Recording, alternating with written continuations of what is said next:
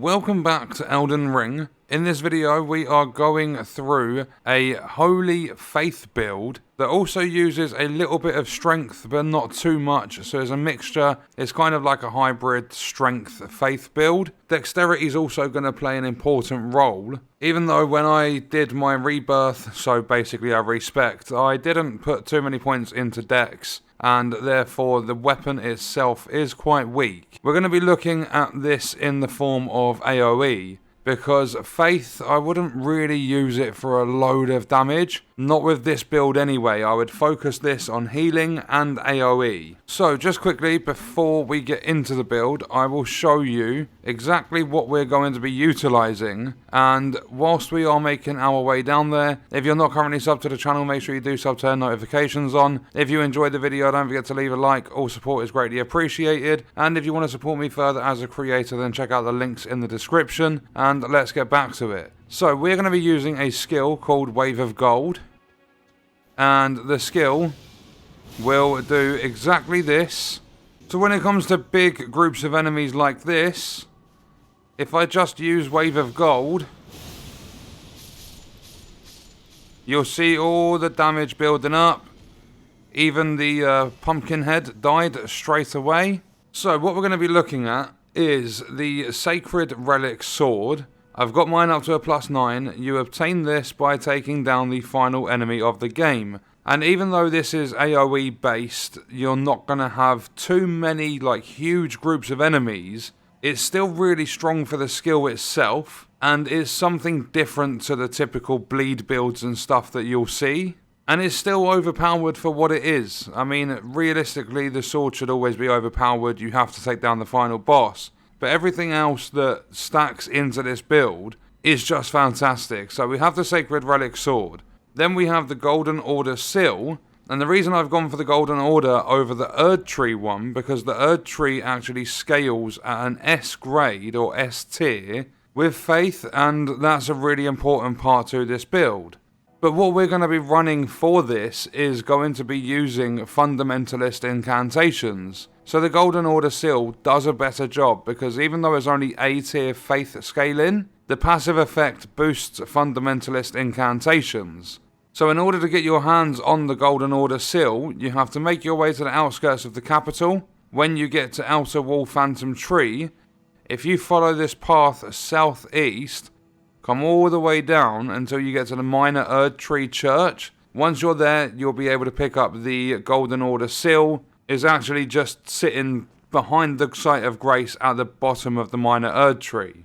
In terms of your armor, absolutely everything in this build is completely optional. It's entirely up to you what you want to wear. I haven't really found anything that boosts your dexterity too much. I mean, there are the glintstone crowns. I think one of them does it +3. But that's not going to make a huge difference, especially if you're focusing on the skill. That would be more for the raw weapon damage. And there's not really much in the game that's focused around Faith. In my personal opinion, the spells in the game for sorceries and magic are much better for intelligence builds than what the incantations are for Faith. And I know there are some really, really good incantations, but I prefer the spells.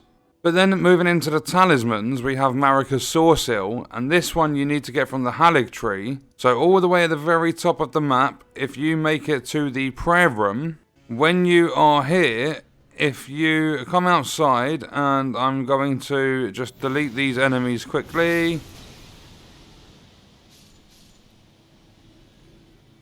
You'll see there, one guy survived. Just purely based on the range. And then the weapon damage itself isn't too bad. But once you've made it down the stairs, if you jump over here and drop down onto this roof, there will be an Erd Tree avatar boss over on that bridge. But if you let him walk past, I'd recommend letting him go past that tower before you make your way down here. Then what you want to do is just run onto this tower here, and then sprint and jump across to the bridge. Then when you're here, if you walk along and then jump down to this ledge here on the tower, then if you've got a couple of stone sword keys, you can open up that archway, and inside there will be a chest and you'll get Marika's Soreseal. So Marika's Soreseal is a risky one, It's going to increase all the damage you take by 15%. However, it's going to increase your mind, your intelligence, your faith, and arcane by +5 each. And it doesn't make a huge difference to this build. If you'd rather not take that extra 15% damage, it doesn't matter too much. But there isn't really a lot to replace it. I mean, there might be a couple of talismans, but I still haven't got a lot of them in the game. So I'm just running that for the time being, and it does give it a little bit of a boost. But moving from Marika Sorceil over to the Sacred Scorpion Charm, this one's going to raise your holy attack, but it does lower damage negation. So again, you need to be a little bit careful with this one, but it is going to increase the amount of damage you deal with the Wave of Gold skill. And for this one, if you make your way down to Caelid, when you come, so from Summon Water Village, as you make your way along from Stormhill Shack, if you come up here to the Smouldering Church, as soon as you arrive, there's going to be an invader, and once you kill the invader, you'll be given the Sacred Scorpion Charm. The next one is Shard of Alexander, and you actually have to do a full-on quest to get this, but it does greatly boost the attack power of your skills. And the quest you need to do for this is I think his name's Alexander the Jar. He's going to help you fight a couple of bosses as you progress through the game, and then eventually towards the end of the quest you'll make your way to the Crumbling Farum Azula, and when you get there you'll complete his quest and he will drop you the Shard of Alexander. Then again with the Phlox Canvas Talisman, the final talisman we're going to be looking at, this is another quest line you have to complete, and this one is for Millicent, who can be found in Caelid. If you make your way through the Town of Sorcery, if I can find it. So, Celia Town of Sorcery, if you light the flames and everything in that town, you make your way up the path, so you come to the Celia back streets. You make your way up to Church of the Plague, Millicent will be sat in there, and a lot of that quest will be going to Galry's Shack. But once you have completed Millicent's quest, if you return to Galry's Shack and you kill Galry, he's going to drop you the Phlox Talisman, or the Phlox Canvas Talisman, and that's going to greatly raise the potency of your incantations. And then for the Flask of Wondrous Physick, I was running Opaline Bubble tier, because the Dexterity Not Crystal tier, Wave of Gold doesn't scale off Dex at all, but it does scale off Holy damage, so the Holy Shrouding Crack tier, if you make your way to Liurnia Lake, if you come to the Minor Erd Tree, so it's just over from the Mausoleum compound, that Erd Tree avatar boss will drop you 3 different Shrouding Crack tiers, but one of them will be the Holy one. If you're looking for Opaline Bubble tier, if you want to run it so that you can significantly negate damage off the first hit, like once you pop your flask, then make your way down to the Weeping Peninsula and take down that Erd Tree avatar boss. If you haven't got your Flask of Wondrous Physick, if you come through Limgrave and you come up here to the Third Church of Marika, your Flask of Wondrous Physick will be there. And then if you do want the Dexterity Not Crystal tier, if you come back over to Liurnia Lake, when you get to Scenic Isle, if you just head over to the northwest onto this rock here, on this rock you will find the crystal tier that we put in our Flask of Wondrous Physick. So that's weapon, seal, talismans. As I said, armor is personal preference, it's completely optional, and we've covered the Flask of Wondrous Physick. If we now look at the spells or the incantations that I am running, Golden Vow to start with is going to increase your attack and defense for yourself and for allies. So it's kind of like an AoE / healing build, if you want to call it that. But for Golden Vow, you need to make your way up to Mount Gelmir. So if you come from the capital outskirts, you make your way up to the Outer Wall Battleground, come all the way round, and then from the Road of Iniquity side path, you come down to the Bridge of Iniquity, then follow this path all the way along. When you get to the Corpse Stench Shack, you will be invaded, but once you take down that invader, head into the shack, and you'll pick up the Golden Vow incantation.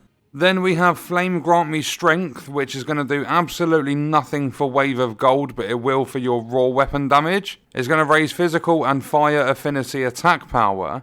And this one, if you come to Caelid and you make your way to Fort Gale North, if you come down and you make your way to the actual fort itself, Round the back of the fort, there's going to be a couple of flamethrower turret things, and in between those on a corpse, you'll be able to pick up that incantation.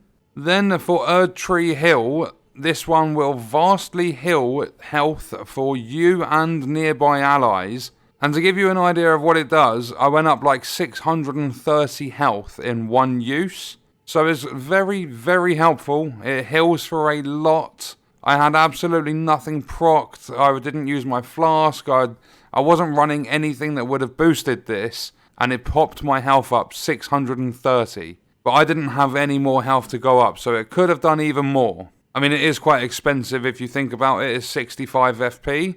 But to get your hands on the Erd Tree Hill, if you make your way up to the capital, you're going to have to make progress in order to do this as well. But after you've gone to the Forge of the Giants, which is over in the mountaintops of the Giants, and once you've gone to Crumbling Farum Azula and you've taken down Malekith, when you come back to the capital, if you go to the Queen's Bedchamber, you will be able to pick up Erd Tree Hill.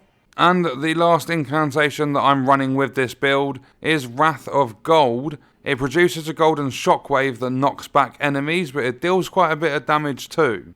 If you want to get your hands on Wrath of Gold, if you make your way up to the capital outskirts, but, well, kind of outside in the Altus Plateau region, if you see where Altus Tunnel is, just northeast of the tunnel, you have a ruins, and if you come to the ruins, you're going to see your typical ruins like staircase that leads underneath it. Open up the door, open up the chest, and you will be able to get Wrath of Gold. So that is the entire build. The Sacred Relic Sword, the Golden Order Seal, completely optional armor. It's entirely up to you what you want to run. Marika's Soreseal, Sacred Scorpion Charm, Shard of Alexander, and Flock's Canvas Talisman.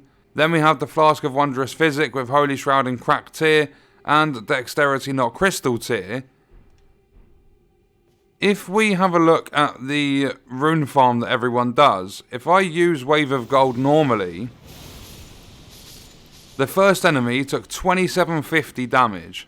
So once more, before we pop anything else, 2749 damage. So now, if we use Golden Vow, we're going to use Flame Grant Me Strength, even though it doesn't do anything for Wave of Gold. But we're also going to pop our Flask. That 2749, if I don't press the wrong button, the 2749 goes up to 3794. So it's a big boost. Over 1,000 extra damage just by popping our Flask and an incantation or two. So each enemy is going to be completely different. And what I'm going to do is just continuously farm runes over and over again, whilst we go through some extras, some tips, and like the results of my tests. For those of you wondering where I did my tests, just because different enemies are going to have different resistances to holy attacks, physical attacks, and all that sort of stuff, it was in the manor at the top of the stairs where the giant is, so just outside the Loretta boss fight. So, in terms of extra tips I can give you with this, if you're running something like Wrath of Gold, then I would definitely choose the Golden Order Seal, because there are others you can run like the Erd Tree, as the Erd Tree has better faith scaling. But, as I said in the video, the Fundamentalist Incantations, Wrath of Gold, Erd Tree Hill, Golden Vow, they are all Fundamentalist, so that boost is better than having one higher tier of scaling. And the things to keep in mind is Golden Vow doesn't matter what seal you're using, because you can't actually boost that incantation at all. That's because it's just based on a percentage of increasing your attack power. So when it comes to the differences, and remember I tested this in the manor, Wrath of Gold running the Erd Tree Seal, I got 14 to 37 damage. Switching that out for the Golden Order Seal, I got 16 to 39, so it's over a 200 damage difference. And that's with one tier less scaling, but the boost on the fundamental incantations. Then what I did was used Wave of Gold normally, so no incantation boost or anything like that. And when I took off Shard of Alexander, I went from a base damage of 1963 down to 1707. When I took off Marika's Soreseal, because I did mention that gives it a slight boost, I went from 1963 down to 1944. So it is really a minuscule boost. It's just you're getting 4 stats boosted by +5, so it is quite helpful. One of them stats being your mind, which is your FP, and the Sacred Relic Sword, the Wave of Gold skill, requires 50 FP to cast. So those 5 points will make a difference. However, instead of Marika's Sourcil, if you didn't want to take that damage, but you wanted to use the Wave of Gold a few times, then use the Carian Filigreed Crest. That's going to knock 25% of the FP cost off any skill, incantation, spell, whatever, anything in the game. It takes 25% off the requirement, so that 50 FP cost goes down to 38. And then when I removed Sacred Scorpion, my base damage of 1963 with Wave of Gold went down to 1753. So both Shard of Alexander and Sacred Scorpion boosted that up by over 200 each. But then from the 1963 at base, with all the talismans and everything equipped, using the Holy Shrouding Cracked Tear from the Flask of Wondrous Physick, I went from 1963 up to 2356. So it was a big boost from using that flask. And then in terms of the incantations, using nothing, base damage 1963, and this is all for Wave of Gold, proccing Flame Grant Me Strength does absolutely nothing to it, no boost at all. Using Golden Vow took it from 1963 up to 2258, so a nice big increase there as well. Then I tried Flame Grant Me Strength and Golden Vow because they stack with each other, and there was no difference to Flame Grant Me Strength. It made no change whatsoever, so that stayed at 2258. But then I popped my Flask whilst using Golden Vow, and that damage went from 2258 using Golden Vow 1963 base up to 2710. But remember, when there are enemies that are going to be less resistant to holy damage, you're going to deal even more damage. And as I said, this is more of an overpowered AoE / like healing build. So when I say overpowered or broken or anything like that, in terms of this faith build, that is around healing and AoE, not like your raw damage output. And as I said, I have a very low dexterity. I believe it was 24 at the time of recording the video. And what you're going to be doing with this is just pretty much getting the minimum strength requirement, because the Sacred Relic Sword doesn't scale too much with strength. You're going to be focusing primarily on your faith, but you're also going to get quite a lot of dexterity in there as well, because the raw weapon damage, and this was just walking up behind the same enemy, this poor guy must have died about 100 times, walking up behind him and doing one single light attack. So standard raw damage was 501, then I procced Flame Grant Me Strength and it went up to 559, then I tried it again with just Golden Vow, it was 576, so a 75 increase. Then I used Flame Grant Me Strength and Golden Vow together because they stack with each other, and that went up to 643. Then I used Flame Grant Me Strength, Golden Vow, and the Flask with the Opaline Bubble tier, so just using the Holy Shrouding Crack tier, and that went up to 691. But then I took the Opaline Bubble tier off, I procced Flame Grant Me Strength, Golden Vow, and the Flask with the Dexterity Not Crystal tier, along with the Holy Shrouding one, and my damage with a single hit, a light attack walking up behind the enemy, raw weapon damage, was 739. So it was a 238 increase on one swing of the weapon. Your Flask will last 3 minutes. I believe Flame Grant Me Strength is 30 seconds. I think Golden Vow was 90 seconds. So you have a decent amount of time to get extra damage in with your hits. And as I said, my dex is 24.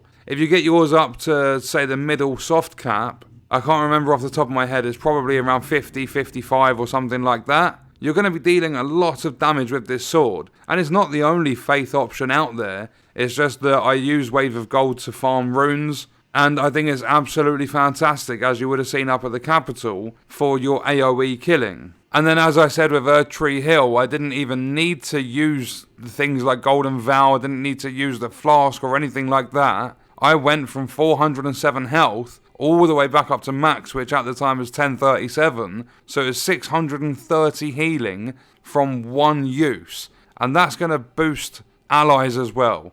So if you're in a fight and you're, I don't know, say you're using Black Knife as your spirit, like you summoned Black Knife in or even Mimic, and you use Erdtree Hill, they're going to get a lot of health back. And Black Knife is already strong enough to take, like, I don't know, there's a lot of the strong bosses in the game that Black Knife can take like half of their health solo. So you can just stand back, use Wave of Gold, just like with allocating your flasks, use a lot of blue ones, stand back, use Wave of Gold because the range is massive, and just keep healing. So get close to Black Knife every now and then, heal Black Knife, and then get back out of the radius of the boss. And you've got quite a decent build, just purely because Wave of Gold has such a wide, like, cone, like the triangle of its radius is huge, and the range it reaches is massive as well. So if you want to, switch out the Marika Soresil for the Carian Filigreed Crest, so the Wave of Gold is cheaper,